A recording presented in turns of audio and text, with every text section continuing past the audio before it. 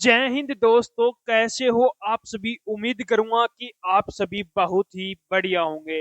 तो जिस भी कैंडिडेट ने नीट यूजी का एग्जाम दिया है उसके लिए बहुत बड़ी अपडेट निकल के आ रही है कि आपका रिजल्ट है वो कब तक है जारी होने वाला है। तो वो अपडेट आपको मैं यहाँ पर बताने वाला हूँ, और काउंसलिंग के लिए कितने मार्क्स आपको चाहिए होंगे। और यहाँ पर इस वीडियो के अंदर हम बात करेंगे स्टेट वाइज और कैटेगरी वाइज कट ऑफ आपकी क्या रहने वाली। इसी एक वीडियो में आपके सारे के सारे डाउट क्लियर करने वाला हूं। तो वीडियो में लास्ट तक जरूर बने रहना, बीच में वीडियो को स्किप करोगे तो आपके डाउट रहेंगे। तो वीडियो में लास्ट तक जरूर बने रहना। जो कैंडिडेट वीडियो में नए जुड़े हैं वो एक बार चैनल को सब्सक्राइब जरूर कर लेना, जिन्होंने जितनी भी भर्तियों की अपडेट है वो सबसे पहले आपको मिलती रहे। तो सबसे पहले यहाँ पर मैं बात कर लेता हूँ कि रिजल्ट है वो आपका कब तक है जारी होगा। तो रिजल्ट के लिए आपने काफी जगह वीडियो देखा था, पीछे भी मैंने बताया था कि आपका रिजल्ट है वो 10 से 20 जून के बीच में जारी होने वाला है। तो अभी भी मैं बता रहा हूं कि आपका लगभग 16 जून के आसपास आपका जो रिजल्ट है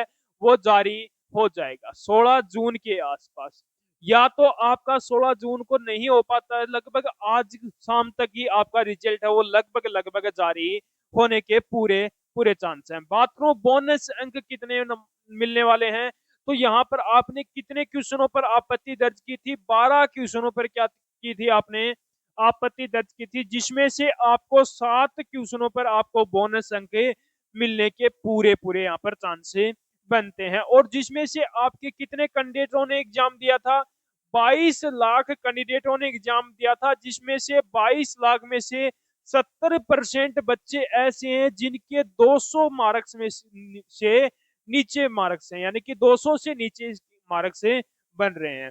अब मैं बात कर लेता हूं कि ऑल इंडिया रैंक की। जो फर्स्ट रैंक वाला कैंडिडेट होगा उसके कितने मार्क्स होंगे, 690 के आसपास मार्क्स होंगे उसकी फर्स्ट रैंक के रहने वाले हैं। अंडर 100 के अंदर कौन कैंडिडेट होंगे, 630 मार्क्स वाले कैंडिडेट।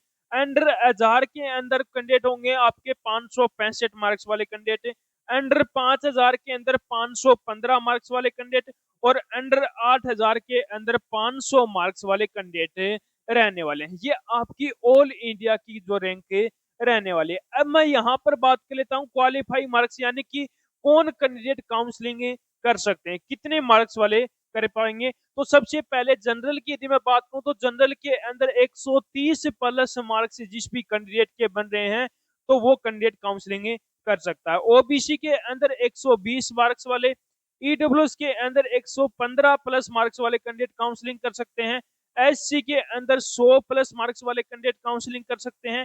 और एसटी के अंदर 95 प्लस मार्क्स वाले कैंडिडेट यहाँ पर काउंसलिंग कर सकते हैं। तो मैंने रिजल्ट का बता दिया, और काउंसलिंग कौन कैंडिडेट कर सकते हैं वो भी मैंने बता दिया। अब हम बात कर लेते हैं कि जो एक अपनी स्टेट वाइज और कैटेगरी वाइज जो एक सटीक कट ऑफ है क्या रहने वाली है, उस पर हम बात करते हैं।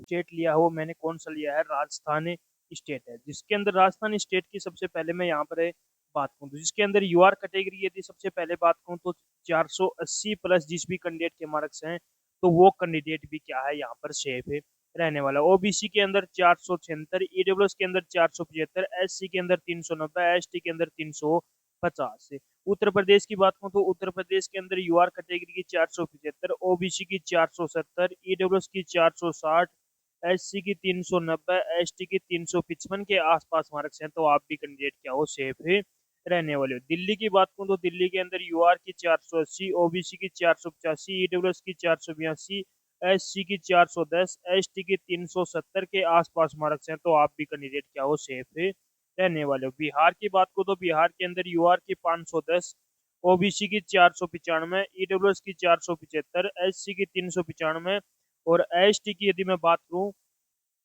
एसटी की यहाँ पर वैकेंसी नहीं है। पंजाब की यदि मैं बात करूँ तो पंजाब के अंदर यूआर की 480, ओबीसी की 478, ईडब्ल्यूएस की 470, एससी की 400 के आसपास मार्क्स है तो आप भी कैंडिडेट क्या हो सेफ है रहने वाले हो। हरियाणा की बात करूँ तो 490, ओबीसी की 485, ईडब्ल्यूएस की 480, एससी की आपकी 490 के आसपास। उसके बाद में हम आगे केरल की बात करूँ तो केरल के अंदर यूआर की आपकी 475, ओबीसी की 465, ईडब्ल्यूएस की 458, एससी की 400 और एसटी की 370 के आसपास मार्क्स हैं तो आप भी कैंडिडेट क्या हो सेफ रहने वाले हो। यदि आपके इतने मार्क्स बन रहे हैं तो आप कैंडिडेट क्या हो यहाँ पर सेफ रहने वाले हो, आपको गवर्नमेंट कॉलेज मिलने के पूरे पूरे चांस बनते हैं। अगला स्टेट की यदि मैं बात करूँ तो अगला स्टेट है अपना असम।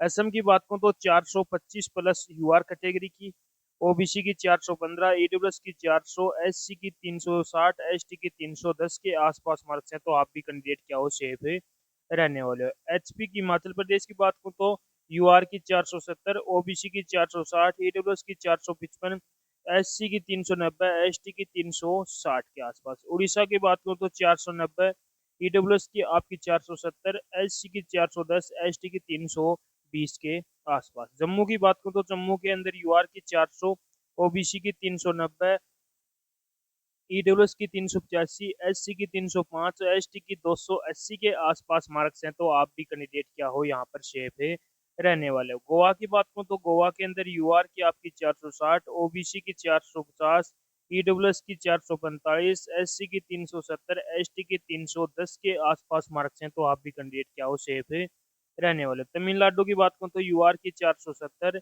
एससी की 360, एसटी की 310 के आसपास मार्क्स हैं तो आप भी कैंडिडेट क्या हो सेफ रहने वाले हो। गुजरात की बात करूँ तो गुजरात के अंदर यूआर की 480, ईडब्ल्यूएस की 450, एससी की 385, एसटी की 300 के आसपास मार्क्स हैं तो आप भी कैंडिडेट क्या हो सेफ रहने वाले हो। इन स्टेट से यदि आपके इतने मार्क्स बन रहे हैं तो आप कैंडिडेट क्या हो सेफ रहने वाले हो, आपको गवर्नमेंट कॉलेज मिलने के पूरे पूरे चांस बनते हैं। उसके बाद में अगला स्टेट की यदि मैं बात करूँ तो अगला स्टेट है आपका आंध्र प्रदेश।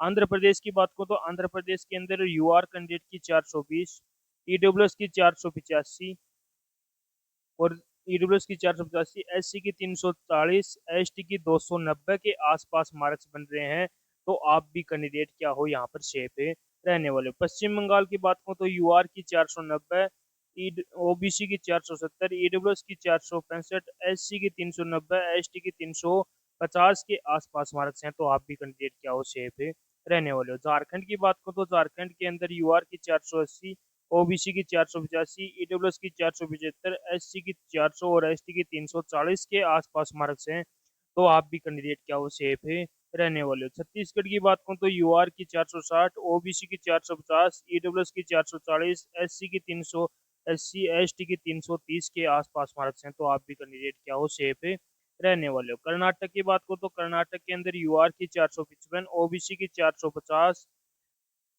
ईडब्ल्यूएस की 440, एससी की 370, एसटी की 300 के आसपास मार्क्स हैं तो आप भी कैंडिडेट क्या हो सेफ रहने वाले हो। महाराष्ट्र की बात करूँ तो यूआर की 470, ओबीसी की 460, ईडब्ल्यूएस की 455, एससी की आपकी 390, एसटी की 315 के आसपास मार्क्स हैं तो आप भी कैंडिडेट क्या हो सेफ रहने वाले हो। सिक्किम की बात करूँ तो सिक्किम के अंदर यूआर कैंडिडेट की 440, ओबीसी की 425, ईडब्ल्यूएस की 420, एससी की आपकी 335 35 और एसटी की 290 के आसपास मार्क्स हैं तो आप भी कैंडिडेट क्या हो सेफ रहने वाले। उसके बाद में अगला स्टेट है आपका उत्तराखंड। उत्तराखंड की बात करूँ तो उत्तराखंड के अंदर यूआर की 490, ओबीसी की आपकी 480, ईडब्ल्यूएस की 475, एससी की 390, एसटी की 310 के आसपास। मध्य प्रदेश की 470, यूआर की, ओबीसी की 465, ईडब्ल्यूएस, एससी और एसटी की आप यहाँ पर देख लेना। नागालैंड की बात करूँ तो 400, ओबीसी की 380 के आसपास। मिजोरम की 410, ओबीसी की 400। अरुणाचल प्रदेश के अंदर यूआर की 460, ओबीसी की 440। अंडमान निकोबार की यूआर की 470, ओबीसी की आपकी 460। मणिपुर की बात करूँ तो मणिपुर के अंदर आपकी यूआर की 480 और ओबीसी की आपकी 475 के आसपास मार्क्स हैं तो आप भी कैंडिडेट क्या हो सेफ रहने वाले। यदि आपके इतने मार्क्स बन रहे हैं तो आप कैंडिडेट क्या हो यहाँ पर सेफ रहने वाले हो, आपके पूरे पूरे चांस हैं कि आपका गवर्नमेंट कॉलेज आपको मिल सकती है। तो उम्मीद करूंगा कि आपको हमारा ये वीडियो पसंद आया हो।